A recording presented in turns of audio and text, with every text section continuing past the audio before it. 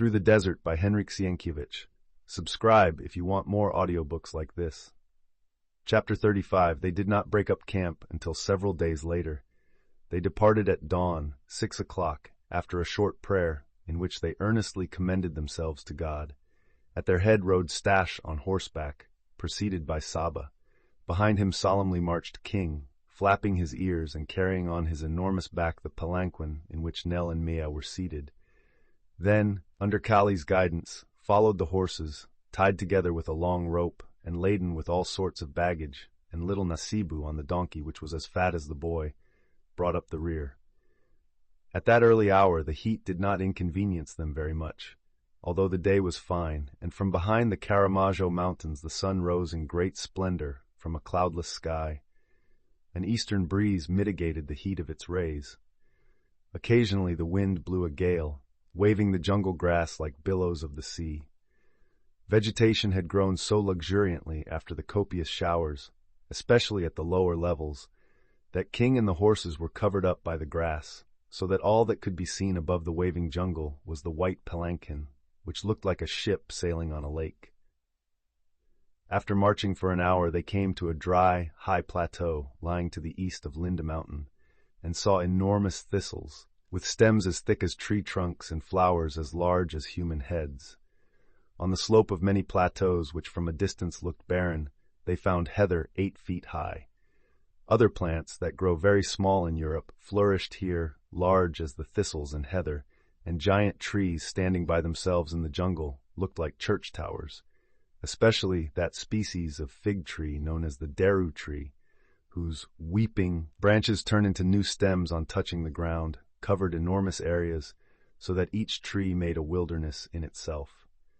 From afar off the country appeared like one unbroken forest, but when nearer it could be seen that the large trees grew only in certain places, at various distances apart.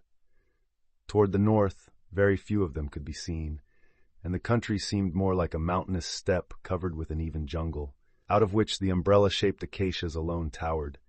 The grasses there were greener, smaller, and apparently better suited for grazing.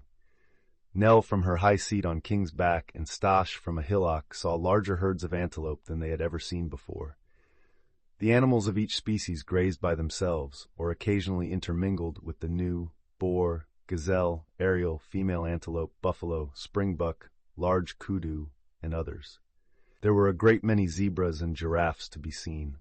On observing the caravan in the grass, the animals stood still, threw up their heads, pricked up their ears, and looked at the white palanquin in surprise. Then they immediately dispersed and ran away for a few hundred feet, then stared again at the strange apparition, until they had satisfied their curiosity and calmly began to graze again.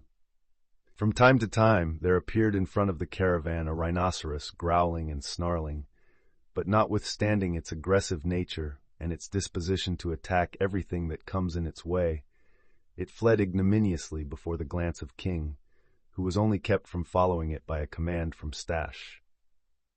The African elephant hates the rhinoceros, and if he comes across a fresh trail, he follows it up till he finds his adversary, and, relying on his superior strength, begins the fight in which the rhinoceros is nearly always worsted. It was not very easy for King, who certainly had more than one death on his conscience, to renounce his old habit, but he was now tame and accustomed to look upon Staś as his master. Therefore, on hearing his voice and seeing his bright and threatening eyes, the beast dropped his upturned trunk, drew in his ears, and calmly walked on. Though Staś would have enjoyed seeing a fight between these giants, he was afraid of its effect on Nell. If the elephant were to gallop, the palanquin might fall to pieces, or what would be worse, the enormous animal might knock it against a tree. So Nell's life would be in great danger. From the tales of the chase which Staś had read when at Port Said, he learned that in India people hunting tigers are more afraid that the elephant, in the excitement of the chase, might knock the small tower against a tree than they are even of the tigers. Besides, the giant gallops so clumsily that to ride like that any length of time would endanger one's health. On the other hand, the presence of King obviated many dangers. The vicious buffaloes they met that day on their way to the small lake, where all the animals in the neighborhood congregated at nightfall, also fled when he looked at them, and ran to the other side of the lake to drink. With his left foot tied to a tree, King guarded the tent in which Nell slept, and this so thoroughly protected her that although Staś kept a fire burning, he thought it unnecessary to build a hedge around the camp, although he knew that there must certainly be lions in the vicinity of so many herds of antelope. In fact, some of them began to roar that very night among the enormous juniper trees on the mountain slope. Attracted by the scent of the horses, they approached the camp, notwithstanding the burning fire. But when King could no longer stand their constant roaring and began to send forth his threatening, thunder-like trumpeting, they quieted down humbly, for they seemed to know that they had better not come in contact with such an antagonist. After this, the children slept soundly for the remainder of the night, and they did not continue their journey until daybreak. But now Staś was to have new troubles and worries. He noticed that they were traveling very slowly, and that they could not cover more than 10 kilometers a day. If they progressed no faster than that, they would certainly not reach the borders of Abyssinia in a month. But as Staś had decided to follow Linda's advice implicitly, he had distinctly said that they would not be able to reach Abyssinia. The road to the ocean was the only one that they could take.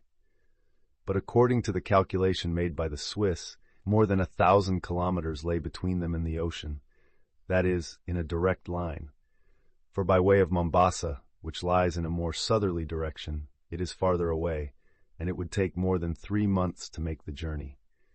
Staś was terrified when he thought that this meant 3 months of fatigue, excitement, and danger from encounters with tribes of Negroes. Now they were still in a barren country, depopulated by smallpox and rumors of attacks by the dervishes. But as, on the whole, Africa is fairly well populated, sooner or later they were bound to come to places inhabited by strange tribes, which would probably be ruled by savage and treacherous chiefs. It was no easy task to retain one's freedom and one's life amid such dangers. Therefore Staś calculated that if they could come across the Wahima tribe, he would teach several of the warriors how to shoot, and by making great promises would induce them to accompany their party to the ocean. But Kali had not the least idea where his tribe lived, and Linde, who had heard something about them, could neither tell how to reach them, nor could he give an exact description of the place where they lived. Linde had also mentioned having heard about a large lake, and Kali distinctly declared the Wahima live on one side of this lake, which he called Baso Narok, on the other side of which the Samburu live. But now Staś was worried because that lake was not mentioned in the geography of Africa, which he had studied carefully at school in Port Said. If Kali had been the only one to mention it, Staś would have supposed it to be Victoria Nyanza, but Linde could not have made a mistake like that if he had marched from Victoria Lake northward along the Karamajo Mountains. Staś came to the conclusion, after questioning the inhabitants of these mountains, that this mysterious lake ought to lie further to the east and north.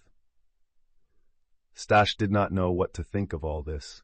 He was also afraid he might miss the lake and come across the Wahimas or other savage tribes, arid jungles, impassable mountains, the tsetse flies, which might kill the animals, the sleeping sickness, the fever for Nell, the heat, and worst of all those interminable distances which still separated them from the ocean.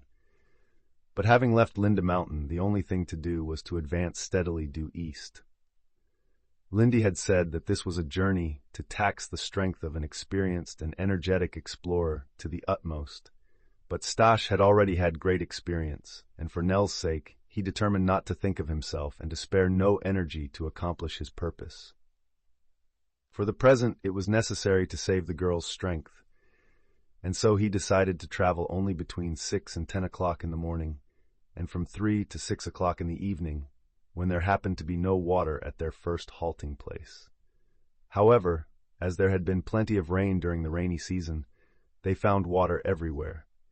The small lakes formed on the lowlands by the showers were still well filled, and here and there rivers of crystal-clear cold water flowed from the mountains.